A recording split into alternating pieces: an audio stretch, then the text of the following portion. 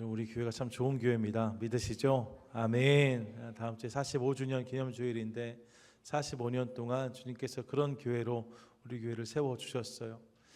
특별히 우리 교회가 좋은 여러 가지 이유들 말할 수 있는데 안 보이는데 수고하고 애쓰는 분들도 많이 계신 거 빼놓을 수 없습니다.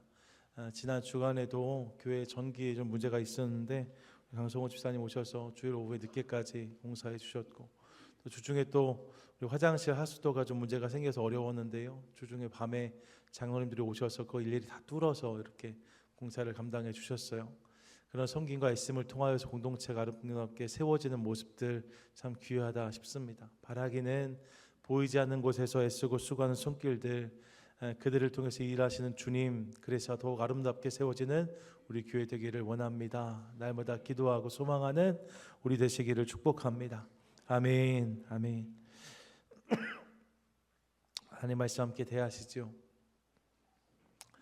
얼마 전에 제 TV를 우연히 보다가 말입니다, 깜짝 놀란 장면을 봤던 기억이 있습니다. 분명히 여러 해 전에 고인이 된 가수로 제가 알고 있는데 그룹에서 한 사람이 먼저 세상을 떠났거든요. 그런데 그 가수가 나와서 그 그룹 원들하고 함께 노래를 부른 장면이 화면에 등장한 거예요. 정말 깜짝 놀랐습니다. 분명히 여러 해 전에 세상을 떠났는데 어떻게 화면에 나와서 지금 그 멤버들하고 생생하게 노래할 수 있을까, 너무 신기했던 거죠. 나중에 보았더니 해당 화면이 3D 홀로그램과 AI로 만들어졌다는 사실을 알게 되었습니다. 고인의 모습을 이렇게 영상으로 복원하고 그리고 음성을 AI로 이렇게 재생하여서 그렇게 지금 여기서 움직이는 것처럼 그런 영상을 만들어낸 거죠. 기술의 발달이 실로 놀랍다 아니할 수 없습니다. 여러분, 오늘 우리가 그런 첨단의 시대를 살고 있습니다. 여러 해 전에 강아지를 복제했다, 돼지를 복제했다, 이런 건 이제 과거의 이야기가 되었습니다. 지금 훨씬 더 많은 기술, 많은 과학의 발전을 우리가 경험하고 있어요. 무언가를 복제하고 복원하는 것은 일도 아니지요. 각종 기술이 그야말로 비약적으로 성장하는 시대를 살고 있습니다. 과거에는 우리 상상만 했던 알아서 주행하는 자동차 말이에요. 지금 도로에서 다니다 보면 그런 차들을 봅니다. 여러분, 그냥 운전자가 운전대에 손만 대고 있어도 혹은 손을 떼고 있어도 가는 차들이 있는 거죠. 과거에 상상할 수 없었던 장면들을 찍고 촬영하는 드론도 우리가 볼 때가 있습니다. 그런 일들을 경험하는 거죠. 최근에 이야기 들어보면 간단한 심리 상담은 AI 카운셀러가 한다는 이야기를 들은 적도 있습니다. 여러분, 간단한 심리 상담 정도는 AI 프로그램을 통해서 상담이 가능해진다는 거예요.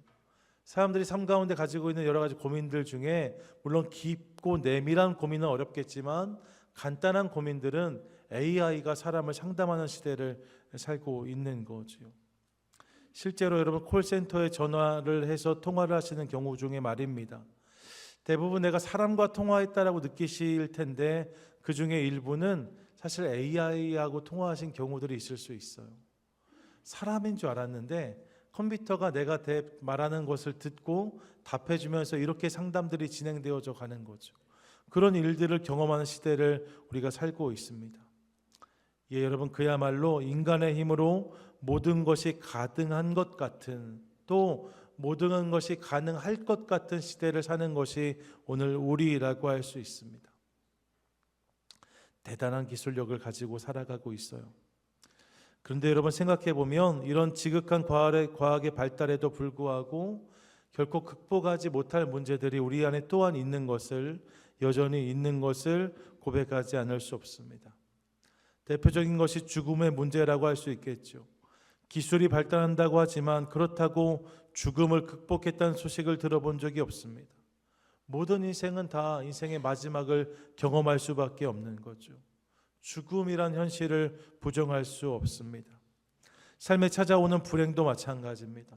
여러분, 내비게이션이 모든 걸 다 알려줄 것 같지만 우리 삶에 찾아오는 불행은 누구도 알려주지 않습니다. 예상하지 못한 곳에서 예상하지 못한 때에 예상하지 못한 일들을 만나 경험하는 불행의 문제가 있는 것을 봅니다. 우리의 계획으로는 내일은, 다음 주에는, 내년에는 이런 장밋빛 미래들을 가지고 살아가지만 삶에 찾아오는 불행의 문제들이 있는 거예요. 상상하지 못했던 문제들을 만나는 거죠. 여러분, 탁월한 과학자들도 그런 문제들을 경험하고 주저앉는 모습을 볼 때가 있습니다. 삶에 찾아오는 크고 작은 불행의 파도가 있다는 거예요. 모든 인생이 이런 문제로 말미암아 힘들고 어려운 시간들을 경험합니다.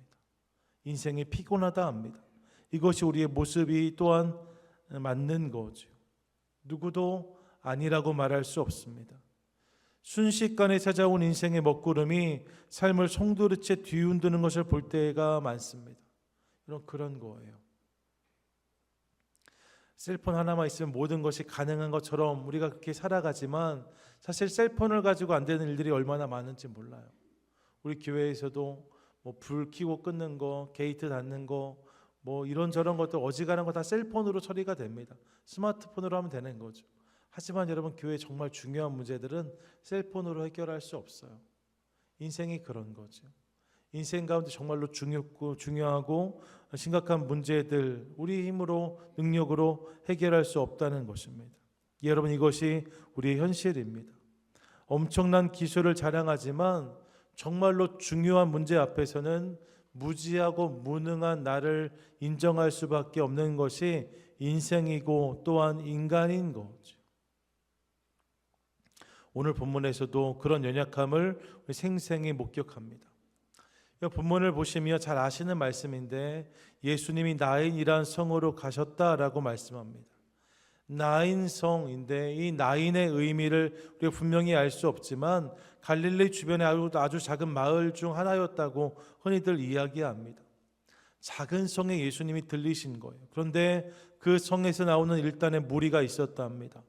본문 12절은 이 무리가 죽은 자를 메고 나오는 행렬이었다고 기록하면서 구체적인 설명을 부연하고 있어요.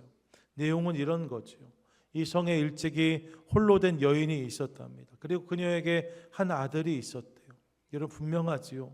그 아들은 이 어머니에게 전부였을 것입니다. 이 아들만 바라며 살아온 어머니가 있는 거예요. 다른 누군가를 의지할 수 없었던 상황에서 이 여인은 항상 내일을 생각할 때마다 그 중심에 그 아들이 있었을 것입니다. 그 아들을 통해서 자신의 모든 것들이 보상받고 새로워질 것들을 기대하지 않았을까 싶습니다. 지금은 좀 힘들어도, 지금은 좀 어려워도 이 아들을 통해서 보다 나은 내일을 경험할 수 있겠지.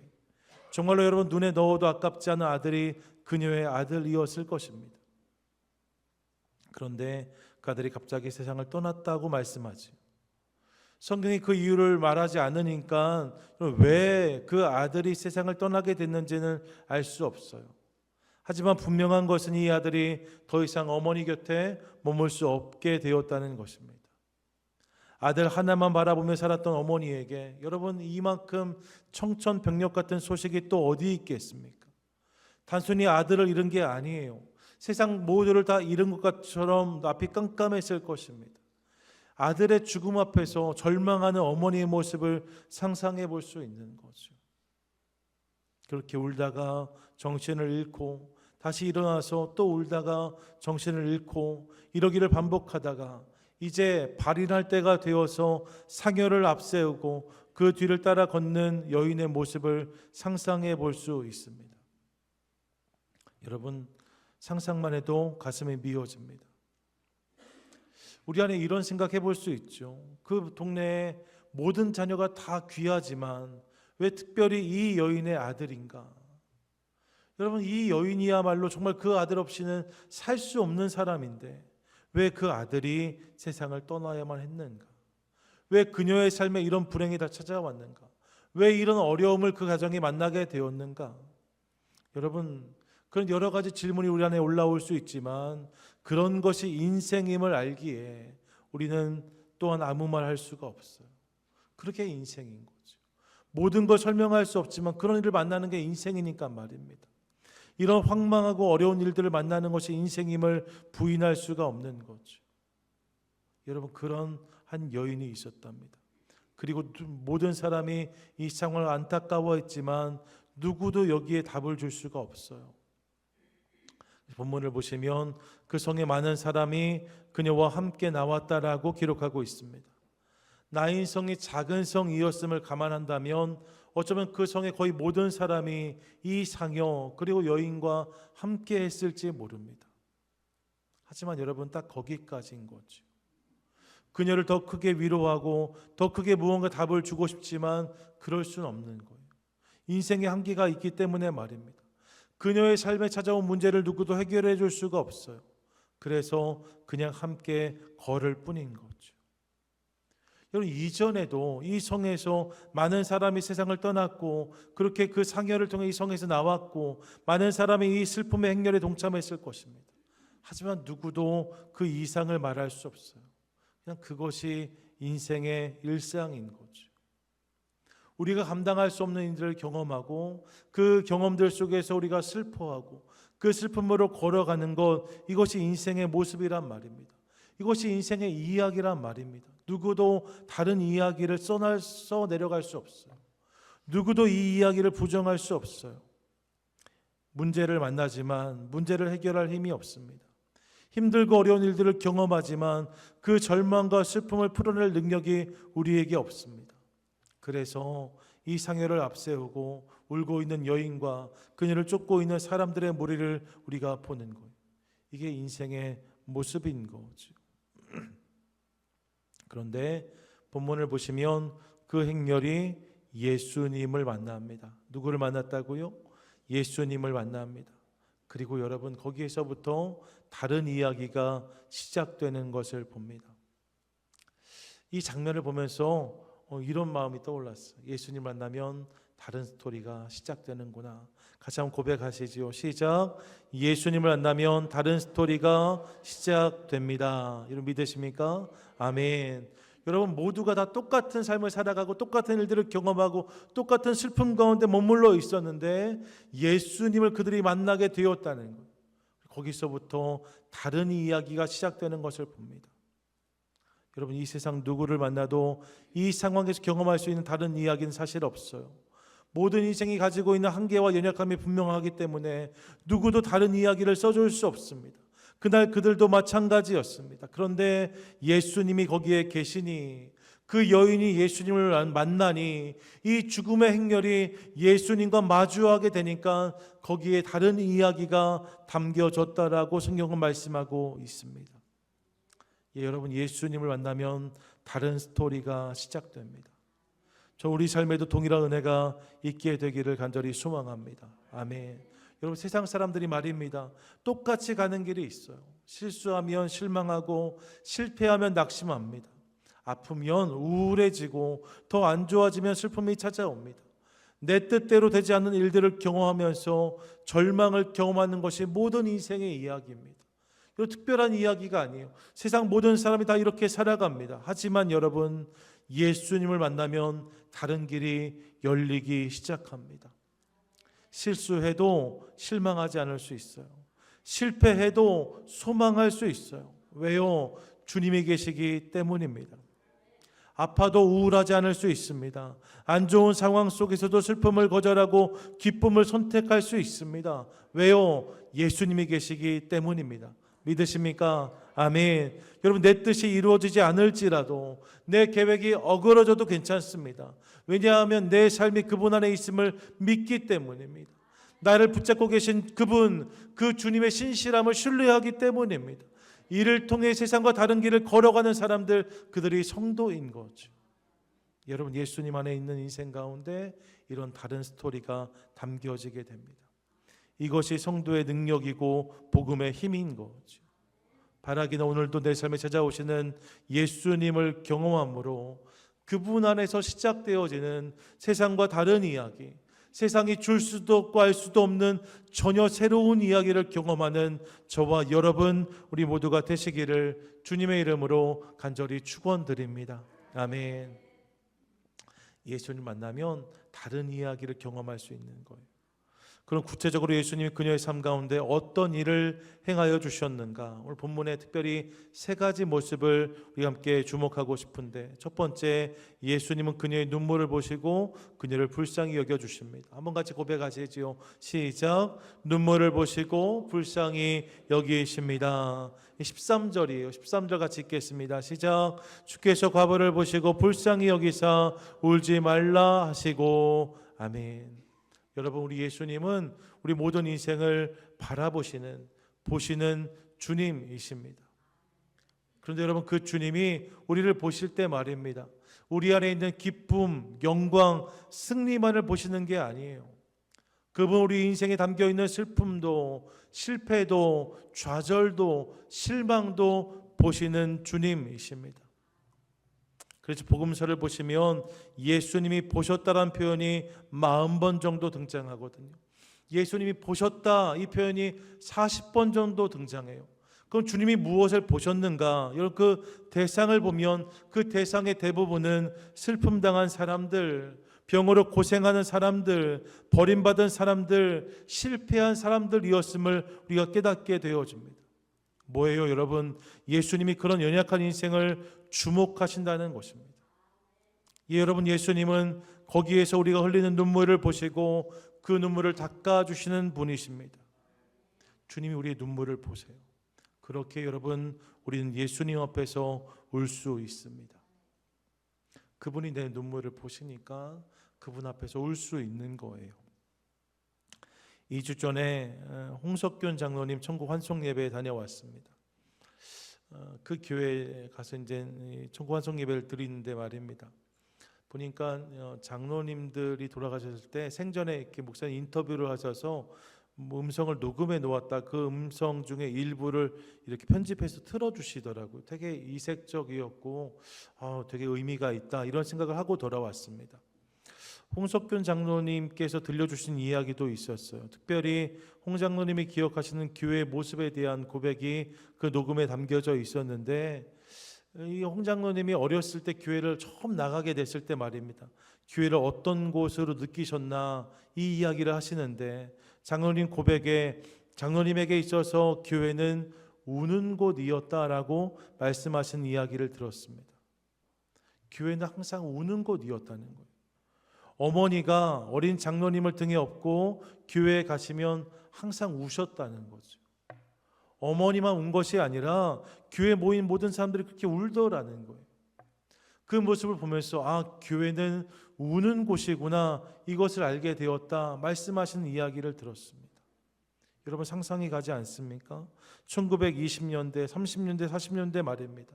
그야말로 암담한 시대의 상황 속에서 어디에서도 희망을 찾을 수 없었던 사람들, 어디에서도 소망을 발견할 수 없었던 사람들이 교회로 모이는 거죠. 그리고 교회에서 하염없이 눈물을 흘리며 가슴을 치며 하나님의 도우심을 구했던 모습들을 우리가 상상해 볼 수 있습니다.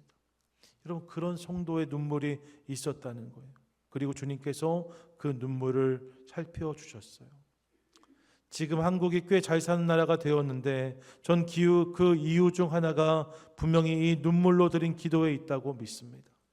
여러분, 이 나라와 민족을 위해서 눈물로 기도했던 사람들, 오늘의 삶 가운데 소망과 희망을 찾을 수 없어서 주님을 의지했던 사람들, 그들의 눈물을 주님께서 기억하시고 그 눈물을 닦아주신 거죠. 여러분, 우리 주님은 우리의 눈물을 보시고 그런 우리를 긍휼히 여기시며 그 눈물을 닦아주시는 주님이십니다. 그러므로 삶 가운데 힘들고 어렵고 곤고한 날을 지날 때 말입니다, 그런 문제 어려움들이 있다면 여러분, 다른 곳에서 답을 찾지 마시고 주님께 나아와 그 마음을 쏟는 저와 여러분 될 수 있기를 소망합니다. 때론 주님 앞에 눈물을 흘리며 우리 아픔을 토할 수 있기를 원합니다. 그때 주님께서 우리의 눈물을, 우리의 기도를 들어주실 줄로 믿습니다. 거기에서 새로운 이야기가 시작되어지는 거죠. 더불어 예수님은 또 무엇을 하시는가? 여러분, 예수님은 우리의 문제에 손을 얹어 주십니다. 같이 고백하시죠. 시작. 우리의 문제에 손을 얹어 주십니다. 14절 전반절인데 함께 읽겠습니다. 시작. 가까이 가서 그 관에 손을 대시니 맨 자들이 서는지라. 아멘. 본문을 보시면 예수님께서 행위를 보신 다음에 바로 가까이 가셔서 그 관에 손을 대셨다라고 말씀하고 있습니다. 청년의 죽음에 손을 얹으신 거죠. 여러분, 그냥 손을 얹으셨다고 하니까 이 일이 당연한 것처럼 혹은 평범한 일인 것처럼 보일 수 있습니다. 하지만 여러분, 결코 그렇지 않아요. 왜냐하면 우리가 이미 아는 것처럼 당시의 사람들은 죽음을 부정한 것으로 여겼기 때문입니다. 그래서 죽음과 관련된 것들 말입니다. 주검도 관도 피도 손을 대려고 하지 않았어요. 거기에 손을 대는 것은 극도로 꺼려지는 것으로 부정해지는 행위라고 생각했습니다. 그런 일들을 부지간에 경험하게 되면 반드시 도성 밖에서 며칠을 머물면서 정결례를 행해야만 됐어요. 그래야만 성으로 돌아올 수 있는 거죠. 예, 여러분, 거기에 손을 대는 것은 모든 이들이 꺼리고 피하는 행동이었습니다. 그런데 오늘 예수님이 망설임 없이 그 관에 손을 얹으셨다고 성경은 말씀하고 있습니다. 슬픔 가운데 울고 있는 여인을 보면서 그녀의 삶에 찾아온 문제 위에 예수님이 손을 얹어 주신 거죠. 거기서부터 새로운 이야기가 시작되는 것을 봅니다. 여러분, 우리 예수님은 우리의 문제에 손을 얹어 주시는 주님이십니다. 믿으십니까? 아멘.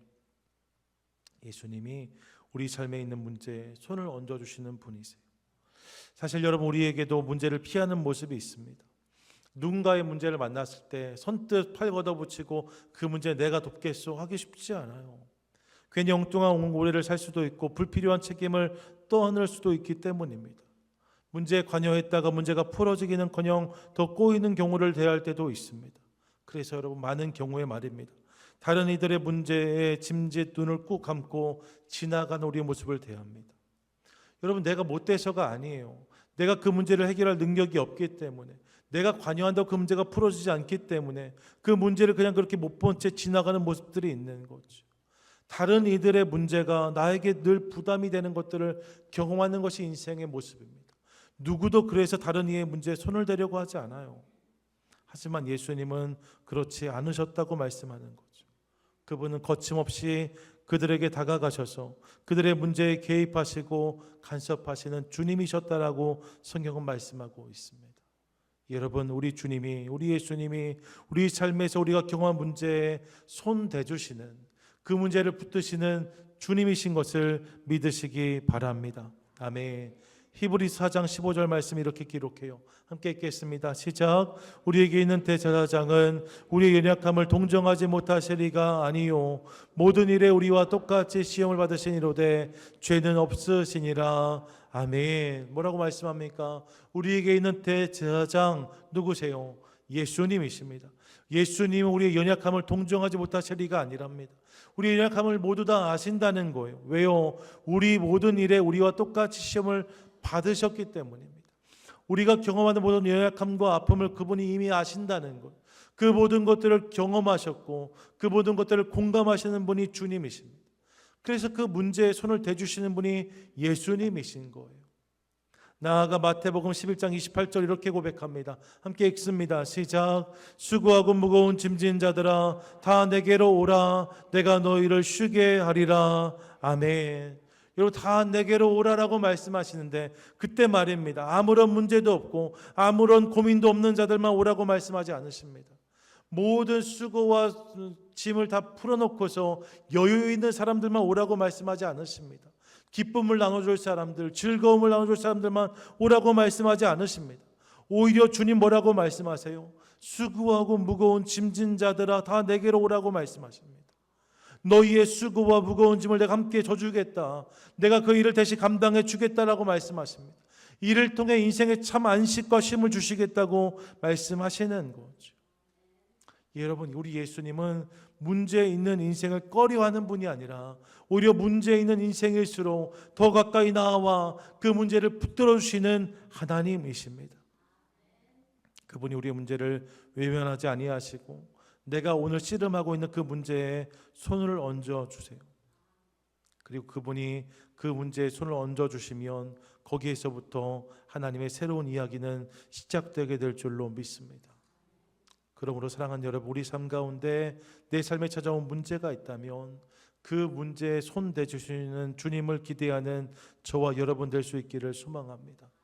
그분이 그것을 만져주기 시작하실 때, 그분이 그 문제에 손을 대기 시작하실 때, 그분이 그 문제를 붙잡아 주시면 거기에서부터 다른 이야기는 시작되게 될 줄로 믿습니다. 이를 소망하며 하나님을 기대하는, 예수님의 손길을 사모하는 저와 여러분 우리 모두가 되시기를 간절히 소망합니다. 아멘. 끝으로 예수님 어떤 일을 행하시는가? 예수님은 문제를 향해 말씀해 주십니다. 한번 같이 고백하시지요. 시작. 문제를 향해 말씀해 주십니다. 아멘. 본문 14절 하반절인데 함께 읽겠습니다. 시작. 예수께서 이르시되 청년아 내가 내게 말하노니 일어나라 하시매. 아멘. 이런 관에 손을 얹으신 예수님은 거기에 누워있는 청년을 향해서 말씀하세요. 일어나라. 일어나라. 아멘. 여러분, 이 음성 앞에서 저는 그분의 권위와 능력을 발견합니다. 사실 여러분, 이 상황에서 모두가 하고 싶은 말이 이것 아니겠습니까? 일어나라. 청년아 일어나라. 어머니를 위해서, 우리를 위해서 일어나라. 모두가 그 말을 하고 싶을 수 있어요. 하지만 여러분, 누구도 사실 그 말을 할 수 없는 거죠. 왜요? 그 일이 일어나지 않기 때문입니다. 모두가 그런 일을 바라지만 누구도 그것을 말할 수 없어요. 청년이 일어나게 되는 것을 모두가 기대하지만 청년아 일어나라고 말할 수 있는 인생은 이 땅에 하나도 없는 거죠. 그런데 예수님이 바로 그 말씀을 하셨다는 거예요. 청년아 일어나라. 그렇게 말씀하신 예수님 모습 속에서 저는 천지만물을 말씀으로 지으신 하나님을 떠올려 봅니다. 여러분, 창세기 1장을 보시면 온 세상 만물을 그분의 말씀으로 지으셨다고 성경은 말씀해요. 그분이 말씀하시니 그대로 되었다라고 성경은 분명히 고백하고 있습니다. 그분이 말씀하시면 누구도 토를 달 수 없어요. 누구도 거역할 수 없어요. 그분이 말씀하시면 그대로 되는 것이죠. 예수님이 선포하셨던 능력의 말씀들도 떠올려 봅니다. 여러분, 주님 말씀하시니까 병이 고침받았다라고 성경은 말씀합니다. 귀신이 떠나갔다 합니다. 여러분, 주저앉았던 자들이 일어나기 시작하였고 삶 가운데 막혔던 문제들이 풀어지기 시작했다고 성경은 분명히 말씀하고 있습니다. 그분이 말씀하실 때에 기사와 이적이 임했던 거죠. 여러분, 주님의 말씀은 놀라운 권위와 능력의 말씀입니다. 그 말씀을 통해서 우리가 역사를 경험할 수 있는 거죠. 여러분, 우리 예수님은 우리 문제를 향해 입을 열어 말씀하시는 분이십니다. 그분의 말씀이 우리 삶 가운데 와 닿기 시작할 때에 거기에 역사가 있고 거기에 능력이 있고 거기에 기적이 있는 것을 믿으시기 바랍니다. 아멘. 그분이 말씀하시면 그대로 되어지는 거예요. 이 사실을 기대하며 그분의 말씀에 귀를 기울이는 저와 여러분 되시기를 축복합니다. 아멘. 여러분, 마음을 활짝 여세요. 그리고 여러분, 내 삶에 들려주실 그분의 음성을 기대하십시오. 나는 힘이 없고 연약해도 우리 주님은 능력이 많으십니다. 나는 부족하고 여러분 아무것도 할 수 없는 무지한 인생이지만 우리 주님은 모든 것을 아시고 모든 것이 가능하신 분이십니다. 그분의 음성이 내 삶 가운데 들려오기 시작할 때 거기에 그분의 역사가 담겨지는 거죠. 거기에 새로운 이야기가 담겨지게 되는 거예요. 이를 기대하며 주님 음성의 귀를 기울이는 저와 여러분 될 수 있기를 소망합니다. 아멘. 주님이 세 가지를 하셨다는 거예요. 그녀의 눈물을 보셨답니다. 그녀의 문제에 손을 얹어주셨답니다. 그리고 그 문제를 향해서 말씀하셨다는 거죠. 그랬더니 어떤 일이 벌어졌습니까? 15절입니다. 15절 함께 읽습니다. 시작. 죽었던 자가 일어나 앉고 말도 하거늘 예수께서 그를 어머니에게 주시니. 아멘. 뭐라고 말씀합니까? 여러분, 문제가 해결되어졌다는 거예요. 죽었던 아들이 살아났답니다. 그가 일어나 앉고 말도 했다고 말합니다. 그리고 여러분, 예수님이 그 아들을 여인에게, 어머니에게 주셨다라고 성경 기록하고 있어요. 그렇게 문제가 풀어진 거죠. 그렇게 역사가 임한 것입니다. 이를 통해 슬픔에 젖어 성을 나오던 무리가 큰 기쁨과 감격으로 다시 성으로 들어가는 모습을 확인합니다. 여러분, 성에서 나올 때에는 그것이 당연한 이야기였어요. 그것이 그들에게 너무나 평범한 이야기였습니다. 죽음을 경험하고 슬픔을 경험하고 그냥 그렇게 그것을 쫓아갈 수밖에 없는 것이 인생의 모습이고 이야기였습니다. 하지만 그들이 예수님을 만남으로 전혀 다른 이야기를 경험하게 되었다, 성경이 말씀하고 있는 거죠. 할렐루야, 아멘. 여러분, 예수님을 만나면 다른 이야기가 시작됩니다.